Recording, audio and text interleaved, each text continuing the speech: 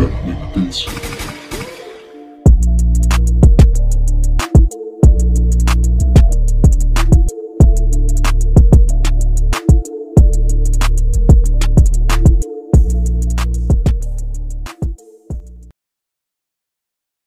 Keyway Cafe Racer 152. Yes naman guys, kitang kita naman po sa classic bike nito na napaka retro style talaga, napaka futuristic po, kahit nga po sabihin pa natin na tatay style siya. Yan kasi ang kalamitang binabanggit ng iba nating mga kababayan dito sa Pilipinas guys, na kapag nakakakita sila ng classic design na motorcycle, tatay style daw po ang motorcycle na yan. Syempre guys, sa category na to, makakaasa ka nga po motorcycle na mga classic bike na meron siyang body posture na relax at magaganda nga po at hindi ka gaanong pagod kapag nagra-rides ka dito. Meron din po siyang unique and maaangas na physical appearance. Samahan mo pa po sa kanya nga pong magaganda bodyworks na maaasahan mo, meron din naman po talagang kalidad. Ang Keyway guys is na andito na rin po yan sa Pilipinas. Nagdi-dealer na rin po sila ng mga motorcycle nila dito para nga po i-market sa Pilipinas. Magkaka-tie up nga po ang brand na Euro Motors, SYM at Keyway para nga po magbenta dito sa atin ng mga motor nila. Pinapangunahan nga po ito ng motorcycle brand na si Mitsukoshi. Ngayon guys, kung pag-uusapan naman natin ang physical appearance ng motorcycle na ito, ang Keyway Cafe Racer 152, makikitaan din talaga siya guys na napaka-unique din po. Samahan mo pa po sa magagandang bodyworks. Meron siyang simpleng disenyo pero ang lakas nga po ng datingan niya, lalo na nga po sa kanyang headlight na meron talagang pagka-retro style. Talagang 90s kung titingnan. Pero kung makikita mo ang kanyang pagkakadesenyo sa kanya, sunod din naman talaga sa uso, katulad din ng ibang mga classic bike na nakikita natin sa ngayon. At dahil sa available na nga po ang motorcycle na yan dito sa Pilipinas, pag-usapan na po natin ang kanyang engine specs at ang kanyang features, at pag-usapan din po natin kung magkano nga ba ang kanyang presyo and ang kanyang down payment. Pagdating nga po sa kanyang engine type guys, meron nga po siyang 149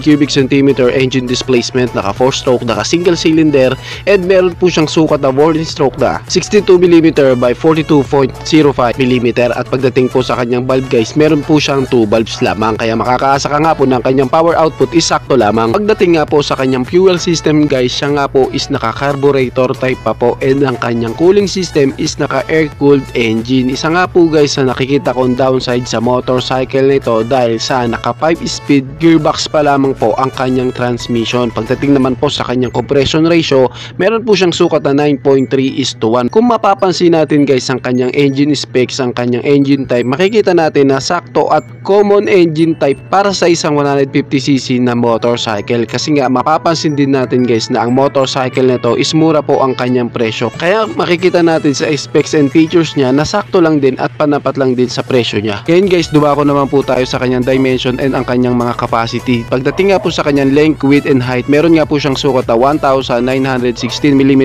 at sa kanya naman pong width guys is meron nga pong sukat na 700mm. Ang kanyang height naman guys is may sukat na 1012mm. Pagdating po sa kanyang ground clearance, meron siyang sukat na 160mm, at ang kanyang fuel tank capacity is meron nga pong 12 liters. Meron nga po siyang dry weight na 110kg para sa isang 150cc na classic bike guys. Magaan po ang bigat na yan at okay at pwedeng para sa mga beginners. Ngayon guys, pag-usapan naman po natin ang kanyang mga suspension. Sa kanya nga pong unahang suspension, meron nga po siyang front suspension na telescopic fork, at meron nga po siyang rear suspension na telescopic coil spring oil na meron nga pong baso na kung titingnan guys, parang aftermarket na nga po ang suspension na ito. Ito nga po guys is dual shock absorber. Makakaasa kang meron nga pong magandang bounce ang kanyang suspension. Kanya nga pong front wheel guys, meron nga po itong sukat na 2.50 by 17 inches, at ang kanya namang rear wheel guys is meron nga pong sukat na 90 by 90 by 17. Ngayon dumako naman po tayo sa kanyang braking system. Sa kanya nga pong braking system guys, sa unahan meron nga po itong disc brake, and sa likuran naman po siya po is naka drum brake pa lamang po.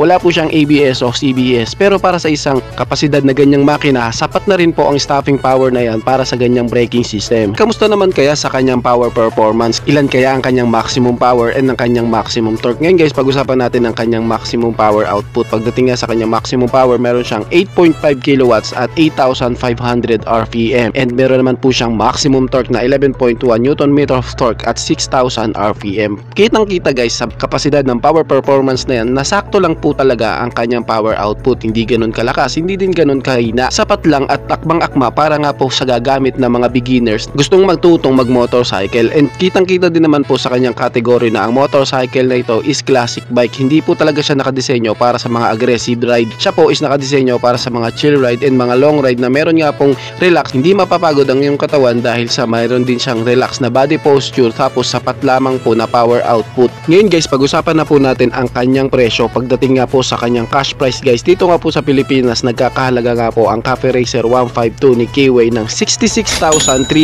pesos. Yes guys, ganyan nga po kamura ang classic bike na ito. Talagang masasabi mong sulit na sulit din talaga siya.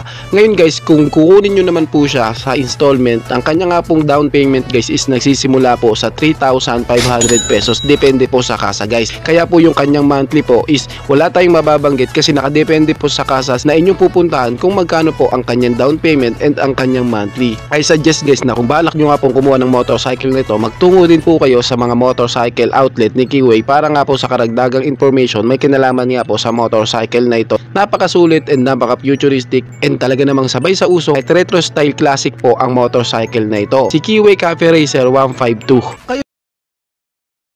Motorstar Cafe 150cc. Yes po, kitang-kita naman guys sa kanyang tindigan na napakaangas nga po ng classic bike na ito. Alam nyo ba guys na meron nga po itong Big Brother na classic Cafe 400cc. Ito nga guys yung unang 400cc na Motorstar na inilabas dito sa Pilipinas na meron talagang napaka-unique and syempre affordable na presyo. Alam na talagang bumenta din po yan dito sa Pilipinas dahil sa mababang halaga meron ka na nga pong expressway legal na motorcycle na classic bike ang itsura. In terms of quality of bike, kitang-kita din naman po sa classic bike na 150cc nga po copy ni Motorstar. Kita din talaga guys na meron po siyang kalidad. Alam nyo ba guys na hindi naman po sa pagiging bias, same po ako na nagkaroon ng motorcycle na Rusi and Motorstar and masasabi ko po guys na mas may kalidad nga po ang makina na inilalabas ng mga motor ni Motorstar. Hindi po yun sa pagiging bias guys ha. Kung balak mo at naghahanap ka ng motor na Racer ang itsura tapos abot kaya ang presyo, recommend ko po talaga ang motorcycle na ito kasi alam naman natin guys na ang mga cafe motorcycle category is meron talagang simpleng design pero ang lakas talaga ng datingan na pagdating nga po sa power output hindi din naman ganun kalakasan dahil alam natin na ang mga motor na ito is nakadesenyo para nga po sa mga chill ride and gentleman rider. Dito nga sa Pilipinas guys is available na ang motorcycle na ito pero dito nga po sa atin hindi nga po gaanong tugtunugan ang motor na ito, yung tipong hindi nga po halos na pag-usapan dahil sa ito nga po kung titignan hindi po talaga siya pasok para sa mga panglasang Pinoy na category. Alam naman natin guys na dito sa Pilipinas is talaga naman pong bentang-benta yung mga category ng motor ng mga scooter category, underboat category, backbone category. Yan yung mga motorcycle guys na talaga naman pong napag-uusapan. Pero pagdating nga po sa classic bike category, bibihira lamang po sa ating mga kababayan ang nagkakagusto dito. Pero guys, alam naman natin guys na ang classic bike is isa sa talaga naman pong unique and pogi talaga na motorcycle. Dahil dyan guys, alam naman natin na ang motor na to is available na dito sa Pilipinas. Ngayon nga po is pag-usapan nga po natin at kung ano-ano nga ba ang dapat nating abangan sa kanya. Pag-usapan nga po natin na kanyang specs, features at kung gaano nga ba kasulit ang kanyang presyo. Ang Motorstar Cafe 150cc nga guys is meron nga pong 149 cubic centimeter engine displacement, naka 4-stroke, single cylinder, single overhead ka with 2 valves. Pagdating nga po guys sa kanyang fuel system, siya nga po is naka-carburetor type pa po and naka-air-cooled engine sa kanyang cooling system. Pagdating nga guys sa kanyang bore and stroke, meron nga po itong sukat na 57.3mm by 57.8mm ang kanya nga pong bore and stroke. At ang kanya nga pong compression ratio guys is meron nga po siyang sukat na 9.26:1. And guys, pag-usapan naman po natin ng kanyang starting system. Meron nga po siya guys na electric starting system and meron din po siyang kickstart. Alam naman natin guys na isa sa maganda po sa isang motor na meron nga pong kickstart doon sa mga lower cc engine displacement. Na ang kickstart laking tulong lalo na sa mga emergency na ayaw umandar ang iyong motorcycle. Yun guys, pag-usapan naman po natin ang kanyang power performance. Pag-usapan natin ang kanyang maximum power and ang kanyang maximum torque. Pagdating nga po sa kanyang maximum power, meron po siyang 8.3 kilowatts at 8,000 RPM and meron naman po siyang maximum torque na 11.5 Newton meter of torque at 6,000 RPM. Para nga guys sa power output na yan, sakto lang para sa isang 150cc na classic bike ang category ng motor. Yung tipong hindi ka naman mabibitin sa kanyang maximum power at ang kanyang maximum torque na talagang hindi ka din mabibigla. Sapat lang para sa isang 150cc na classic bike. Ngayon guys, pag-usapan naman natin ang kanyang clutch. Siya nga po guys is ginagamitan ng automatic with multi-plate clutch at siya nga po meron pong smooth na kanyang transmission na talagang pinagmamalaki ng Motorstar dahil ginagamitan nga po ang kanyang transmission ng Constant Miss 2-stage transmission 5-speed gearbox na talagang ang bawat shift nga po ng gear nito is smooth. Ngayon guys, pag-usapan pa po natin ang kanyang iba pong mga specs. Pagdating nga po sa kanyang mga ilaw, naka-halogen nga po ang kanyang headlight na meron nga pong napakaangas ng pagkakadesenyo na napakalakas nga po maka-retro design. Meron din po siyang unique na pagkakadesenyo sa kanyang nga pong panel gauge na talagang classic ang datingan. Meron nga po siyang tatlong analog speedometer na talagang kung titignan 90s looking talaga ang motorcycle na ito. Samahan mo pa po sa kanya nga pong slim na tangke pero maangas na pagkakadesenyo ng upuan. Ngayon guys, pagdating nga po sa kanyang braking system, ito nga po is naka-disc brake sa kanyang unahan and naka-drum brake po sa likuran. Gusto ko nga po yung pagkakadesenyo ng kanyang spokes wheels na talagang unique, classic kung titignan. Pagdating nga po sa kanyang mga suspension, sa unahan siya po is naka-telescopic fork at sa likuran naman is naka-dual shock absorber naman na meron nga pong magandang play na suspension. Isa sa highlights nga po sa classic bike nito yung kanyang exhaust pipe na ginagamitan nga po ng bullet pipe. Kung titingnan talagang napaka-unique ng kanyang pagkakadesenyo dito. At dahil sa available na nga po ang classic bike na yan dito sa Pilipinas, magkano naman kaya ang kanyang presyo? Talaga nga bang sulit at abot kaya nga ba ang kanyang presyo? Well, alam nyo ba guys na isa si Motorstar sa meron nga pong mga murang motorcycle na minamarket dito sa Pilipinas. Kaya makakaasa ka guys na ang classic bike na ito is meron nga pong murang presyo. Siya nga po is nagkakahalaga lamang ng 59,000 pesos. Yes po, ganyan nga lang po kamura ang classic bike na ito na pwede nyo na nga pong ma-avail. Magtungo lamang po kayo sa mga Motorstar outlet para nga po magkaroon din po ng karagdagang mga information. Talagang sulit na sulit ang classic bike na ito guys. Talagang maire-recommend ko ito para sa mga rider na nagsisimula pa lamang pong magmotor at ang tipo nila is classic category. Si Motorstar Cafe 150cc.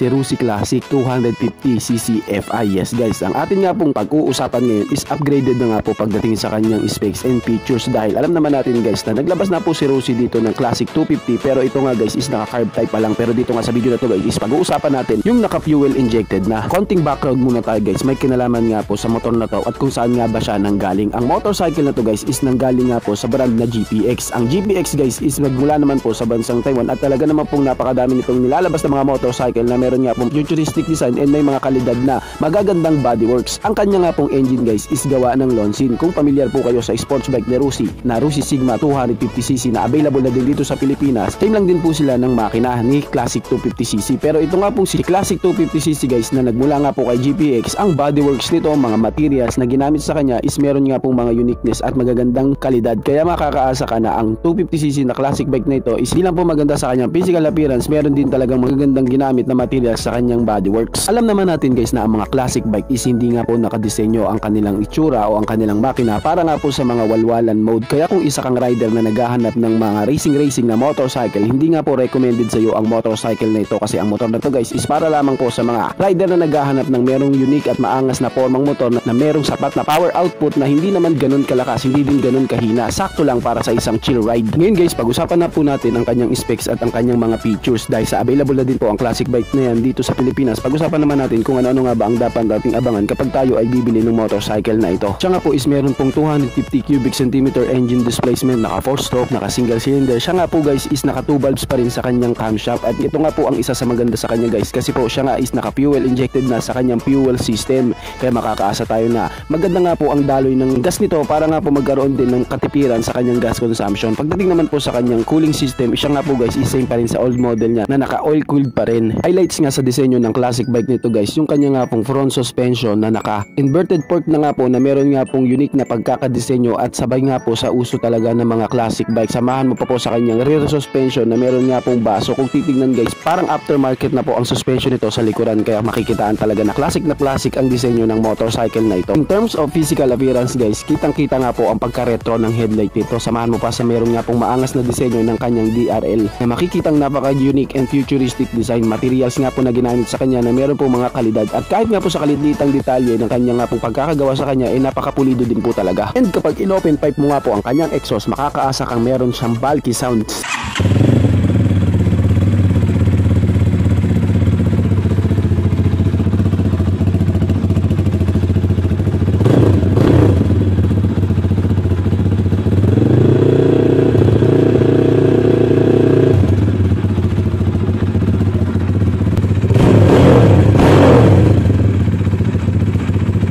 Ngayon guys, pag-usapan naman natin ang kanyang power output, pag-usapan natin ang kanyang maximum power and ang kanyang maximum torque, at kung talaga bang sapat na sapat po ang power output nito para sa kanyang power performance. Pagdating nga sa kanyang maximum power guys, meron tong 17.7 HP at 8,500 RPM, and meron naman siyang maximum torque na 17.2 Nm of torque at 6,000 RPM. Para nga sa power output na yun guys, sa kanyang maximum power and max torque, hindi ka na rin talaga mabibitin. Ibig sabihin guys, meron siyang malakas na arangkada na 17.2 Nm of torque, and meron naman siyang duluhan na power output na 17.7 HP na talaga namang hindi ka mabibitin. Pagdating naman guys sa sukat ng kanyang bore and stroke, meron nga po itong sukat na 65.5 mm by 66.2 mm.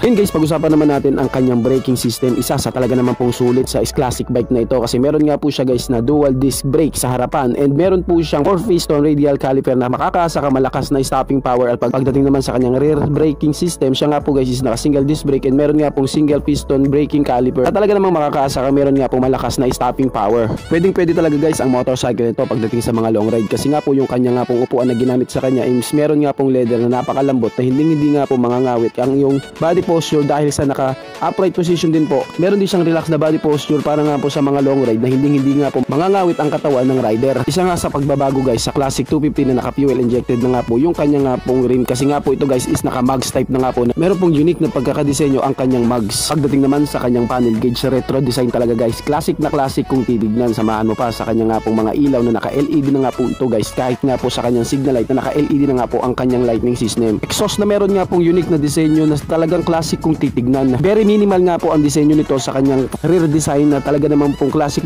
kung titignan. Tapos meron pong simpleng disenyo ang unahan pero ang lakas ng datingan. Yan nga guys, dahil sa available na nga po ang motorcycle na yan dito sa Pilipinas, pag-usapan naman po natin ang kanyang cash price, ang kanyang down payment at ang kanyang monthly. Alamin nga po natin ang mga information na ito. Ang Rusi Classic 250cc FI nga guys is meron pong cash price na 96,000 pesos. Kung titignan sa kanyang presyo, makikita na kapresyo niya nga lang po ang mga underbone ng ibang motorcycle brand. Pagdating naman guys sa kanyang down payment, pwede ka nga pong mag-down ng 7,000 pesos. Pero kalamitan guys, ang down payment talaga ng Classic 250cc FI is 10,000 pesos. Nakadepende po sa kasa na inyong kukuhanan. Pag-usapan naman natin guys ang kanyang monthly. Kung balak mo nga pong kunin ito sa 36 months, ang iyong monthly is magiging 3,700 pesos. Ngayon kung balak mo naman na kunin ng 24 months lamang po ang Rusi Classic 250 FI, ang iyong monthly is magiging 4,950 pesos. At pwede mo din guys kunin na isang taon ang Rusi Classic 250 FI. Kung 12 months naman po, ang iyong monthly is magiging 8,700 pesos. Syempre kapag updated nga po ang bayad mo sa motorcycle na ito, meron nga po siya guys na tinatawag na rebate. Ibig sabihin ito po guys is mababawas sa monthly mo kapag nga po updated o maaga ang iyong bayad every month. Kaya po meron siyang monthly na nagkakahalagang 300 pesos. Kapag updated ang bayad mo guys, ibabawas nga po yung rebate na 300 pesos sa monthly mo. Ngayon kapag ikaw is pumalo na sa unit o lumagpas na doon, hindi na nga po ito mababawas. Kaya mahalaga guys kung magma-monthly kayo sa motorcycle na ito, laging maaga ang pagbabayad sa kanya. Kaya para sa isang 250cc na classic bike guys na meron nga pong unique futuristic design at maangas na pormahan and gentleman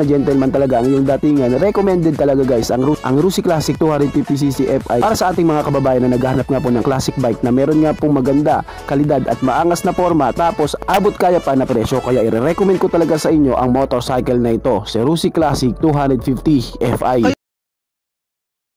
Skygo Boss 150cc. Well, kitang-kita naman talaga guys sa category nga po ng motorcycle na ito na nasa category nga po siya ng cruiser type and classic bike. Kitang-kita din po yung kanya nga pong handlebar na meron nga po talagang upright position. Kumbaga kung titingnan mo nga guys ang kanyang body posture, para ka nga pong nakaupo sa isang Harley Davidson. Kung pag-uusapan natin guys ang kanyang physical appearance, unique naman din po talaga ang disenyo ng motorcycle na ito. At makikitaan mo din po talaga sa kanyang body posture na meron nga po siyang relax. Kaya makakaasa ka nga po na ang ang motorcycle na ito is talagang nakadisenyo para sa mga relax na chill ride. Disenyo nga po ng motorcycle na ito ng Skygo Boss 150cc. Gustong gusto ko nga po yung pagkakadesenyo ng kanyang nga pong headlight. Kitang kita nga po yung kanyang pagka-retro style. Classic na classic talaga guys kung titignan. Ganon din po sa kanyang tail part guys na makikitaan mo din po ng pagka 90s looking. Ang brand nga po guys na Skygo is para din po siyang si Rusi, si Motorstar. Sila nga po guys is mga nag-aangkat lamang ng mga motorcycle mula nga po sa iba't ibang bansa para nga po i-dealer dito sa Pilipinas. Hindi nga po si Skygo mismo guys ang gumagawa ng motorcycle para ibenta dito sa atin. At ang motorcycle nga po guys na Boss 150cc is nagmula nga po ito guys sa brand na Lifan Motorcycle na nagmula naman po sa bansang China. At pagdating nga po guys dito sa Pilipinas, naging Skygo Boss 150cc na nga po siya. Ibig sabihin guys, si Skygo nga po ang nagdi-dealer o ang official dealer ni Lifan Motorcycle dito sa Pilipinas para nga po mamarket dito sa atin. Kilala nga po ang brand na Lifan sa bansang China guys na isa sa talaga naman pong trusted motorcycle brand. Marami na din po talagang nagtitiwala sa brand na ito kaya hindi din po talaga pipitsugin guys ang mga dinidealer ni Skygo dito sa Pilipinas para nga po ibenta. Katulad na nga lang po sa motorcycle na ating pinag-uusapan, ang Boss 150cc talaga makakaasa ka guys na meron din po talaga siyang kalidad sa kanyang makina, merong unique na disenyo and mayroon nga pong magagandang bodyworks. Mga materials nga po na ginamit sa kanya na makakaasa ka nga pong magaganda din talaga at kahit nga po sa kaliit-liitang detalye guys napakasulit din ang pagkakagawa. Kung isa ka nga pong rider guys na adrenaline rush ang hanap mo or mga racing, hindi nga po recommended ang Boss 150cc sa'yo kasi panigurado guys na uulanin mo lang po ng bash o panlalait ang motor na ito lalo na nga po pagdating sa kanyang power output dahil isa sa nga po siya 150cc pero meron nga po siyang sakto lang na power output para sa isang cruiser type classic bike. Kaya ang motorcycle na ito guys is nakadisenyo lamang po para nga po sa mga rider na ang hanap lang is chill ride. Ngayong naandito na sa Pilipinas ang Boss 150cc ni Skygo guys, pag-usapan na lamang po natin ang kanyang specs, features at kung magkano nga ba ang motorcycle na yan dito sa atin. Ang Skygo Boss 150cc nga guys is kargada po ng 150 cubic centimeter engine displacement, naka 4-stroke, naka single cylinder. Siya nga po guys is naka air-cooled pagdating nga po sa kanyang cooling system at ang kanyang nga pong camshaft is naka single overhead cam with 2 valves. And pagdating naman po sa kanyang fuel system guys, ito nga guys is naka fuel injected na po kaya makakaasa nga po na meron nga po siyang matipid na gas consumption. At pagdating naman po sa kanyang drive type, siya nga po guys is naka chain drive. Ngayon guys, pag-usapan naman po natin ang kanyang bore and stroke. Ang kanyang nga pong bore guys is may sukat nga po na 62mm at ang kanyang stroke is meron nga pong sukat na 49.5mm. Ito na nga guys, no, pag-usapan na nga po natin ang kanyang power output, pag-usapan natin ang kanyang maximum power and ang kanyang maximum torque. Pagdating nga guys sa kanyang maximum power, meron nga po siyang 11 HP at 8,500 RPM and meron naman siyang maximum torque na 9.8 Nm of torque at 7,500 RPM. At ayon nga po guys sa Lifan Motorcycle, kaya nga daw pong mahit ang top speed ng motorcycle na ito ang Boss 150cc sa bilis na 93 km/h. Alam kong kukunot ang kilay mo dahil sa mabagal talaga guys ang top speed na 93 km/h para sa isang 150cc na motorcycle. Pero like what I said kanina, nakadisenyo nga po ang motorcycle na ito para sa mga chill ride. Kaya nga po kung ikaw is isang adrenaline rush na rider na mahilig nga po sa mga racing, hindi nga po recommended ang motorcycle na ito para sa iyo. Ang category nga guys ng motorcycle na ito, ang Skygo Boss 150cc is cruiser type ka po. Meron din po siyang pagka-DNA ng classic bike. Ngayon guys, pag-usapan naman po natin ang kanyang mga dimension. Sa kanya nga pong width, meron nga po itong sukat na 820mm and meron nga po siya guys na dry weight na 129 kg. Sa kanya nga pong length guys, meron nga po itong sukat na 1,990mm at ang kanya nga pong seat capacity guys is same lang po sa mga ordinary motorcycle. Syempre naman 2-seater. Pagdating po sa kanyang wheelbase, meron nga po itong sukat na 1,285mm at ang kanyang ground clearance is may sukat po na 160mm at ang kanya nga pong height is may sukat nga po na 1,125mm. Syempre pagdating po sa kanyang ignition system, siya po is naka CDI at ang kanya nga pong start option guys, yung kanya nga pong starting system, siya nga po is meron nga pong kickstart and siya po is meron nga pong push start. Ngayon guys, pag-usapan naman po natin ang kanyang mga suspension. Sa unahan nga po, ginagamitan nga po ito ng telescopic fork ang kanyang front suspension at sa kanya naman pong rear suspension, siya nga po guys is na dual shock absorber with swing arm. Magtungo naman po tayo guys sa kanyang safety features, sa kanya nga pong braking system. Sa unahan nga po guys, meron nga po itong disc brake na braking system at sa likuran naman po guys, siya po is naka drum brake pa lang. Ang Boss 150cc nga po guys ni Skygo is available na po dito sa Pilipinas at dahil sa available na nga po ang Boss 150cc dito sa Pilipinas guys, alamin naman po natin ang kanyang cash price. Alam nyo ba guys na ang Skygo Boss 150cc guys ni Skygo is talaga naman pong napakamura po. Abot kaya talaga ang kanyang presyo dahil ang kanyang apong cash price guys is nagkakahalaga lamang po ng 52,800 pesos. Can you imagine that guys, sa presyo na yan, halos kapresyo niya lamang lamang po yung mga semi-automatic ng ibang brand. Halos mas mahal pa nga po yung mga semi-automatic ng ibang brand kesa nga po sa Boss 150cc. Kaya talaga naman pong sulit na sulit ang Boss 150cc ni Skygo na available na nga po dito sa Pilipinas. Meron nga po siyang unique na pagkakadesenyo, maangas nga po ng physical appearance, samahan mo pa po sa kanyang body posture na meron nga pong relaxed na body posture. Detalyado nga po ang pagkakagawa na kahit nga po sa kaliit-lihitang part ng motorcycle na ito, napakasulit din naman po ng pagkakagawa sa kanya. Samahan mo pa sa mga sulit na specs, samahan mo pa sa magagandang features, and syempre guys, meron nga po siyang affordable na presyo na nagkakalaga lamang ng 52,800 pesos. Kaya talaga naman pong recommended talaga ang motorcycle na ito para dito sa atin, para sa ating mga kababayan naghahanap ka po ng motorcycle na meron nga pong futuristic design, unique at maangas nga po na physical appearance, samahan mo pa sa abot kayang presyo. Kaya pwede talaga po ang motorcycle na ito, ang Skygo Boss 150cc. Tingin ko guys is dito ko na lang po tatapusin ang ating vlog. I hope na nag-enjoy kayo sa aking hinandang video para sa inyo. Pinasisigla ko din kayo guys na i-subscribe ang aking YouTube channel. I-click mo na din ang notification bell para maging updated kayo sa mga susunod na video na gagawin ko. So dito ko na lang po tatapusin. Maraming salamat po. Ichi boy. Thank you.